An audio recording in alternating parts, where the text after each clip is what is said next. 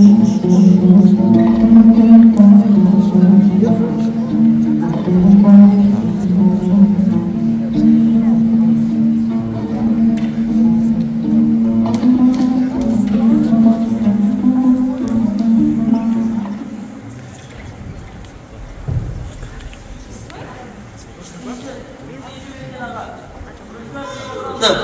mu oldunuz?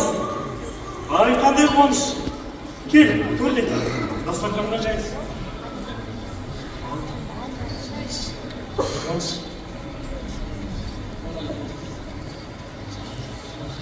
Alayım baba lan.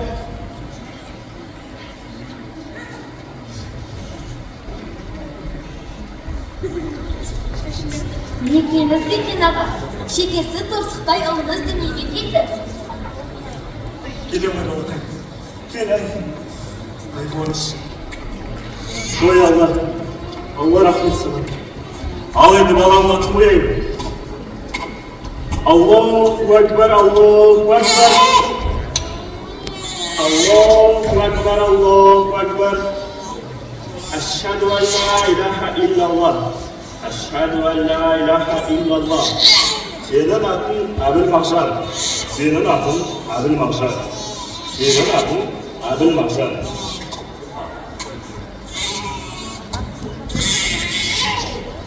Allahu Ekber, Allahu Ekber. La ilahe illallah. Kada kavmitel selam. Hayya alel selam. Senin adın Abil Mahşer. Senin adın Abil Mahşer. Senin adın Abil Mahşer. Ülkün adın Mahşer olur. Al etti acısı olur. Ömür жасың ұзақ болсын. Сені елдің тілегі деп білеміз. Жаным сол. Әке шешенің мақтанышы бол. Жаным сол. Сонdan.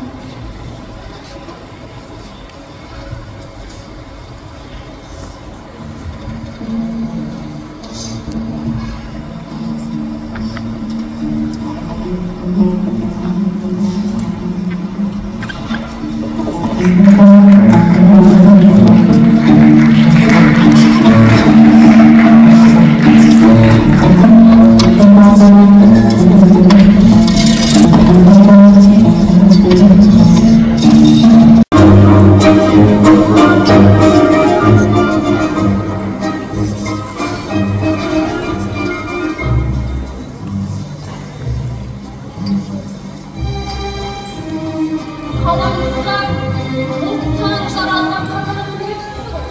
Қуанышы, шынымен де оны ғана көрсек болады екен. Осы жиынға келіп келесіз. Көретін болыңыз ғой.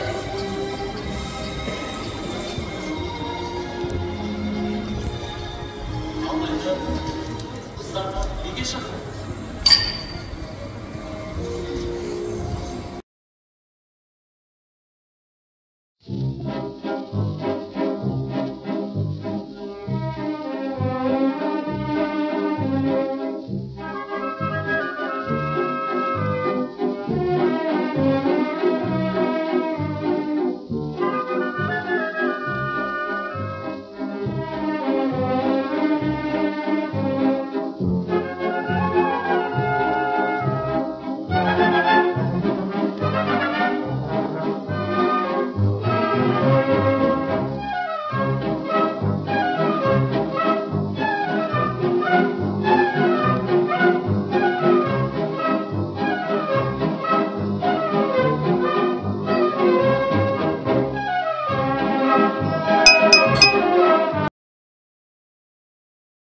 Аласа құрметті, қымбатты, 15 жерге жиналған қандастар, достар, жергілікті тұрғындар. Мен қазір даланың жолбарысын, даланың күндер шақырсам, еш қателік болмас. Әр қазақтың тілеулесі, жатқан көлінде досым, абайдан кейінгі ақыным, Мағжан Жұмабай!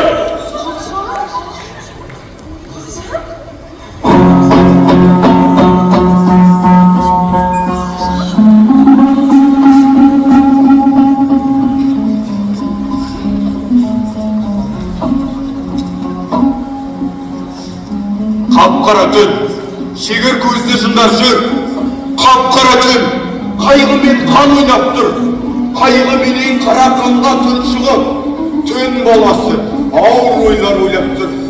Қап-қара түн, уақыт ауыр өтеді, ой артқан ойлар келіп кетеді.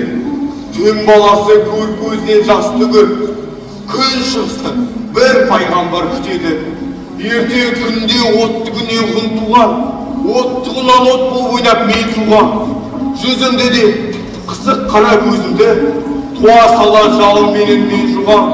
Қайғыланба, соқыр сорлы шекпезар, мен күн ұлы, көзімде күн нұры бар. Мен келемін, күннен туған, құмнан туған пайғамбар. Күн шығыстан таң келеді, мен келем, көк күңіренеді, мендей көктей күңіренем. Жерден жүзін қараңғылық қаптаған, жер жүзіне нұр беремін, күн берем. Қап-қара түн, қайғылы ауыр жер жыры, қап-қара түн, күңіренеді түні ұлы. Күн шығыста ақ алтын бір сызық бар, мен келемін, мен пайғамбар күн ұлы.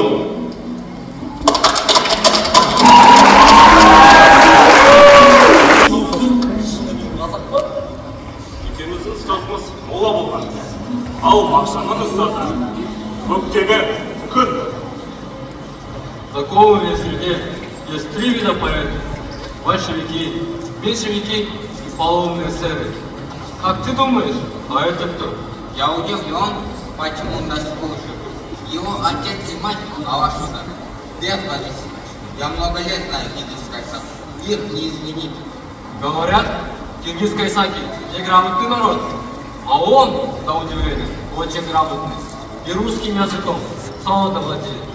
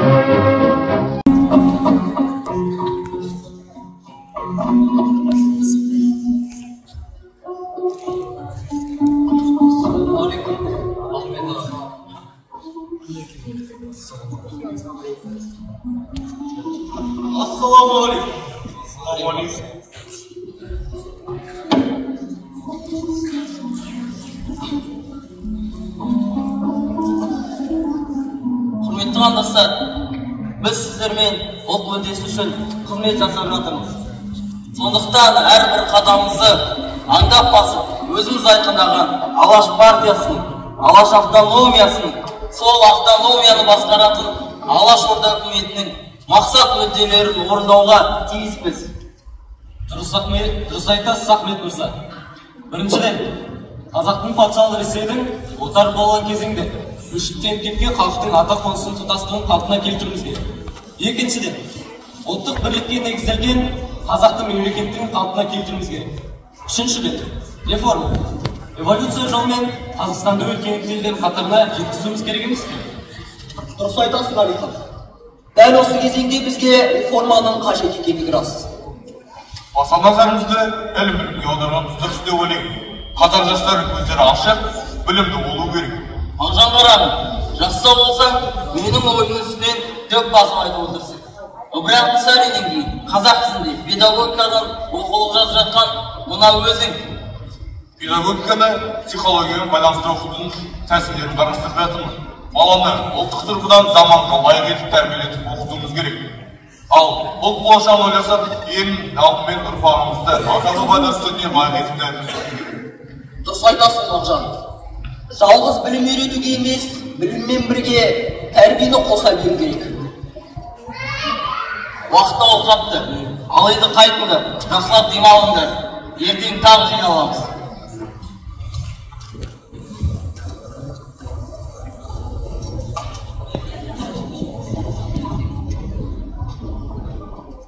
Мағжан досым, мен жарқын болашаққа сенемін. Бәрі де жақсы болады. Ал бауырым, одан да кел екеуміз әндетіп жіберсек қайтеді. Әнші қазақ, әнші қай.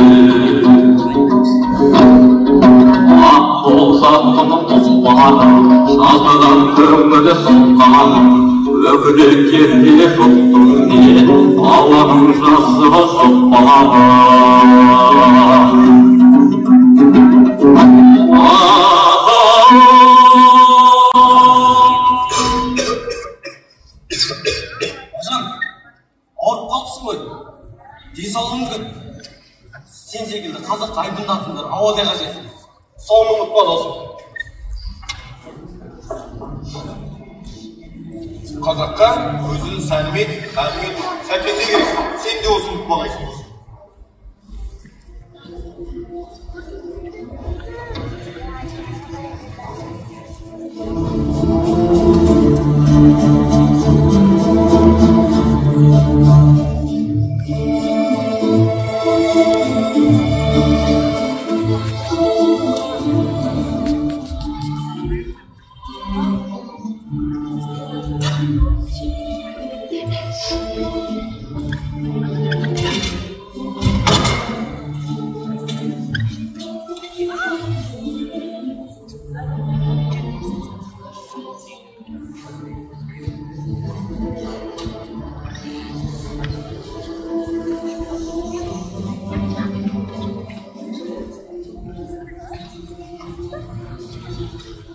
Жолдастар, алдыңғы жиындарда айтқанбыз, тағы айтуға мәжбүрміз.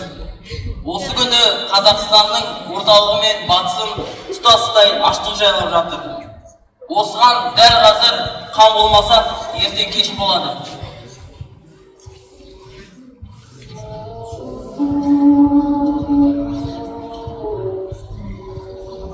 Міне, Мұхтар да келді.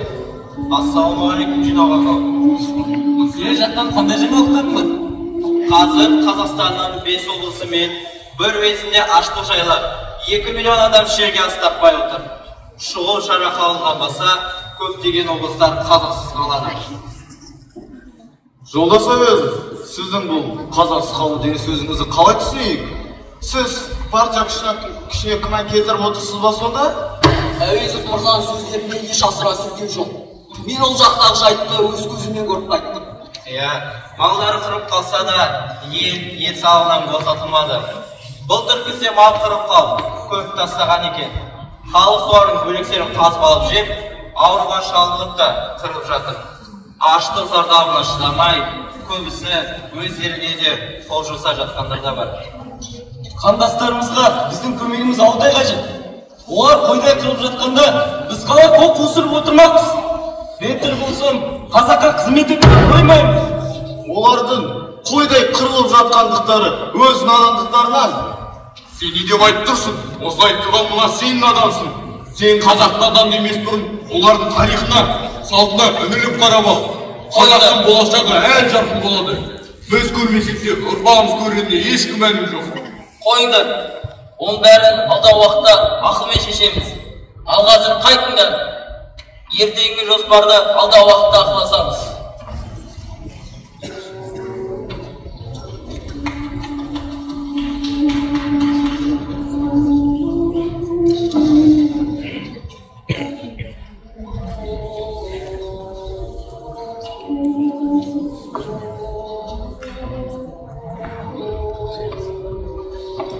Вы?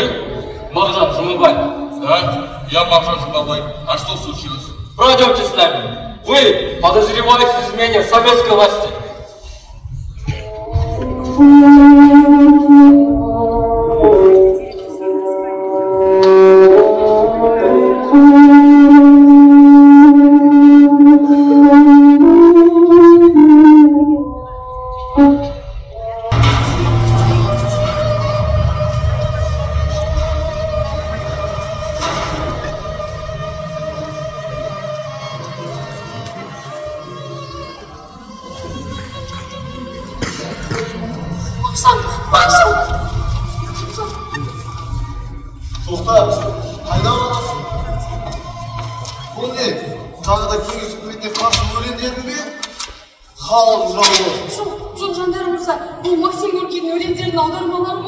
Максим Горкин өлең жазған.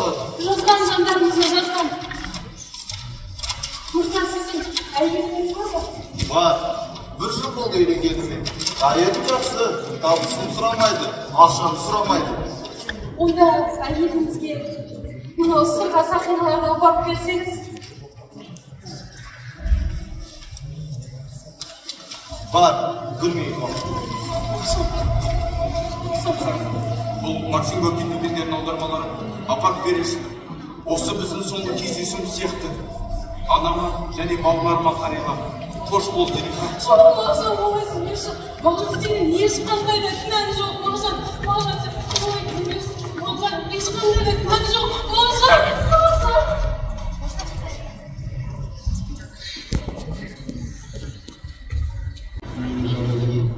Сағайдың ғой, сар даламды сағындым, қарашығым, құлымым деп зарлаған, алыстағы сорланамды сағындым. Алтын күнді, қара жерді сағындым, жан жолдасын жүрек жерді сағындым. Асау тайда еркелетіп өсірген, ағайынды, туған елді сағындым.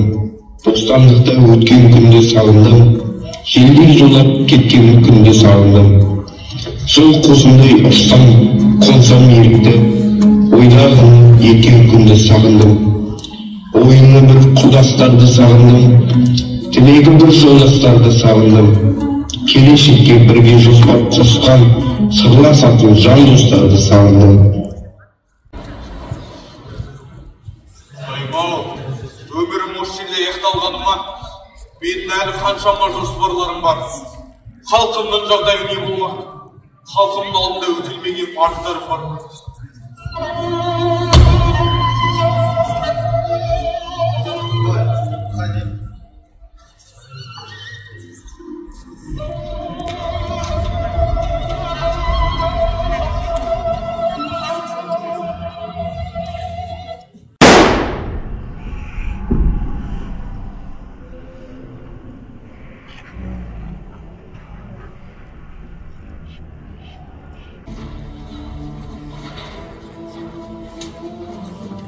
Gündüz күлкі, түнде ұйқыдан айырылып. Соңғы ретті көрсем деген арманым. Ана болған соң баламды қимес. Балам да тамаша, оның ешқандай да кінәсі жоқ.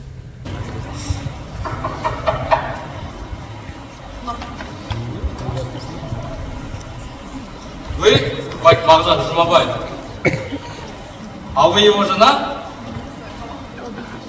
Жұмабай Мағжан признан врагом своего народа и советской власти, который является защитником казахского народа. Были изъяты из читательской аудитории все его произведения. Не допускайте публикации. Сегодня, 19 марта 1938 года, Мағжан Жұмабай был расстрелян. Вот приговор Верховного суда СССР. Что? Папа! Что?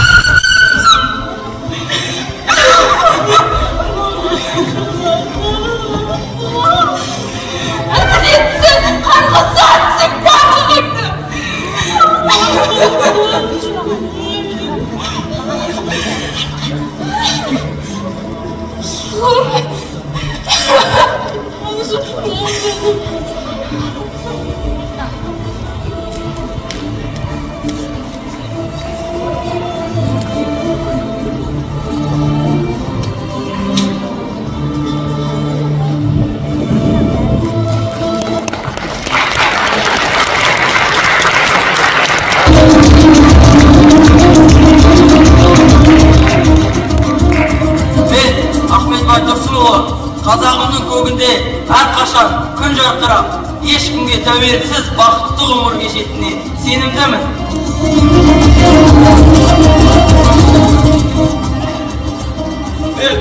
Сәкен Сейфуллин, ұрпағым, жүріп бара жатқан заман тоқтап тұрмайды. Адам керуені, өмір жолы. Көштен қалмайтындарына сенем.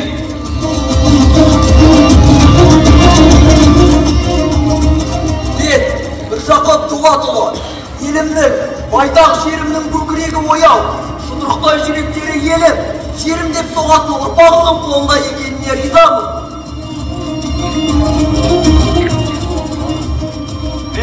Алихан Бөкейханұлы, ұрпағымның елін гүлдендіріп, дамытатынына кәміл сенімдімін.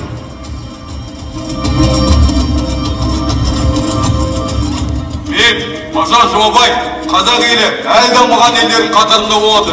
Мен жастарға сенемін. Алаштың уақытында біз Алаштың баласы, күніміз туып көгерді, Сарыарқаның даласы. Алашты уақытында күн сөнгенше сөнбейміз.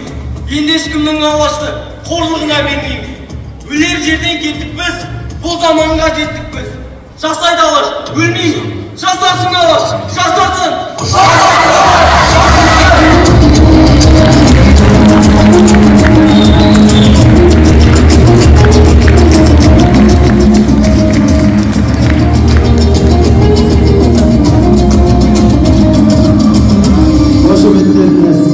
Кешегі бейне бүгінгі тарих.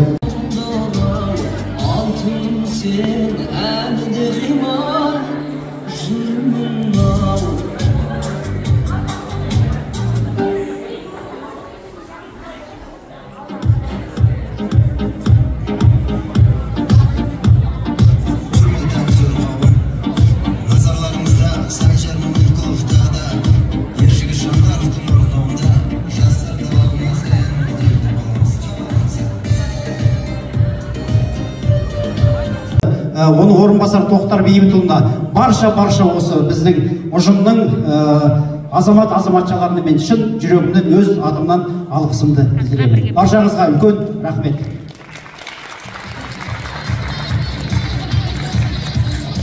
Армысыздар, құрметті ата-аналар, құрметті ұстаздар, құрметті біздің талантты қаламыздың оқушылары. Біз өте қуаныштымыз. Қаламызда осындай керемет байқау ұйымдастырылып жатқанына, осындай байқаулардың көп болуына біз өте тілектеспіз.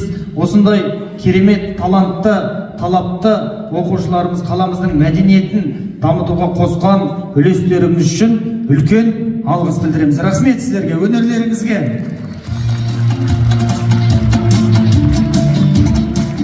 Ал енді мына жерде байқауға қатысқан құрметті оқушылар, енді жаңа айтып жатырмыз ғой, бақ шабама, бап шабама, бүгін әділ баға бердік деп ойлаймын.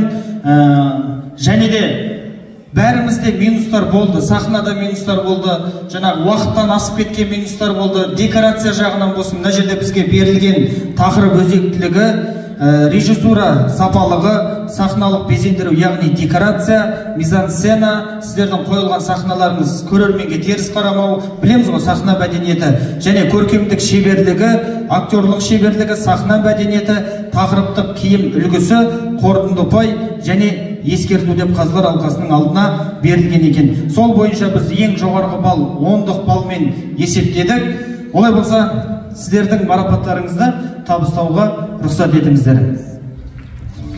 Қайырлы күн барлықтарыңызға. Бүгінгі Шәкен Айман таңғажайып театр қалалық байқауына белсене қатысқан үшін Абай атындағы орта мектеп лицей марапатталады.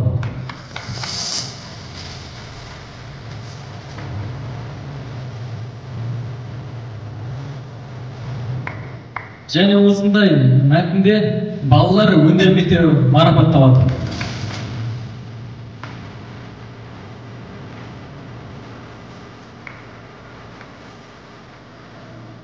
Және дәл осындай мәтінде тағы да Әл-Фараби атындағы жалпы білім беру мектебі марапатталады.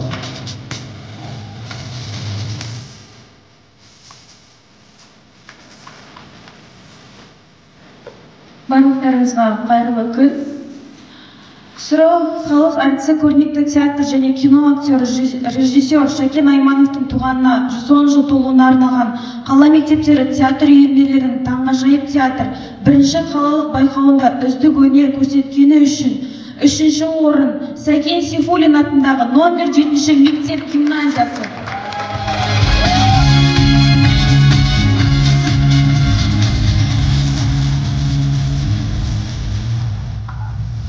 Дәл сондай мәнінде 3-ші орын көп балалы және аз қамтамасыз отбасылардың балаларына арналған мектеп-интернаты.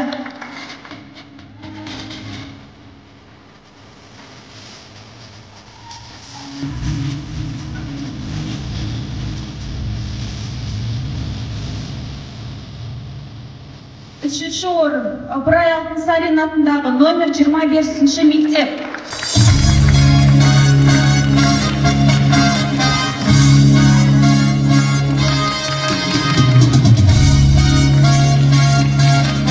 Дәл осындай мәтінде екінші орын номер 9 жалпы білім беретін мектеп.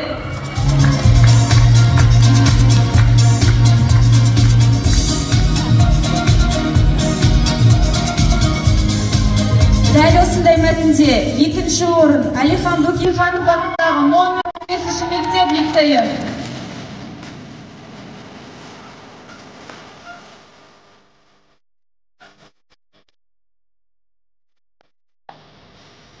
Енді бізде жүлделі бірінші орын және бас жүлде. КСРО халық әртісі, көрнекті театр, кино және актері, режиссер Шакен Аймановтың туғанына 110 жыл толуына арналған қала мектептері, театр үйірмелерінің таңғажайып театр бірінші қалалық байқауында үздік өнер көрсеткен үшін Рузаков атындағы мектеп-интернаты марапатталады. Өте тамаша көрініс болды. Ананың қадірі қойған режиссерға мыңда бір алғыс айтамыз. Аналарыңызды құрметтеңіздер. Ал енді бас жүлде, бұл кісілер енді уақыттан сәл асты, оны біз қарадық, талқыға салдық. Дегенмен уақыттан бұл кісілер неге асты? Өйткені занавес 3 рет, шатыспасам 4 рет жабылды. Өте үлкен декорациямен келген, өте үлкен дайындықпен келген. Бас жүлде КСРО халық әртісі, көрнекті театр және кино актері, режиссер Шакен Аймановтың туғанына 110 жыл толуына арналған қала мектептері, театр үйірмелерінің таңғажайып театр бірінші қалалық байқауында үздік өнер көрсеткен үшін номері 5 жалпы білім беретін мектеп марапатталады.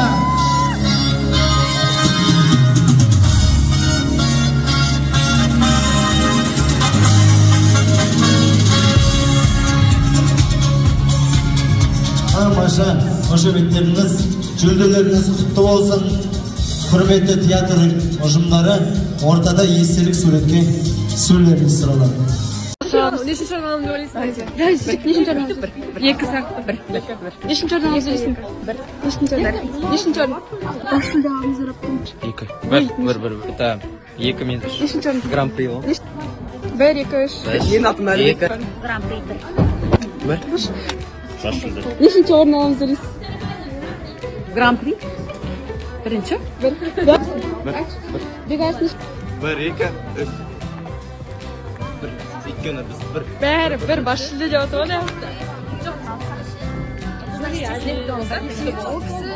Нешінші орын аламыз ойлайсың?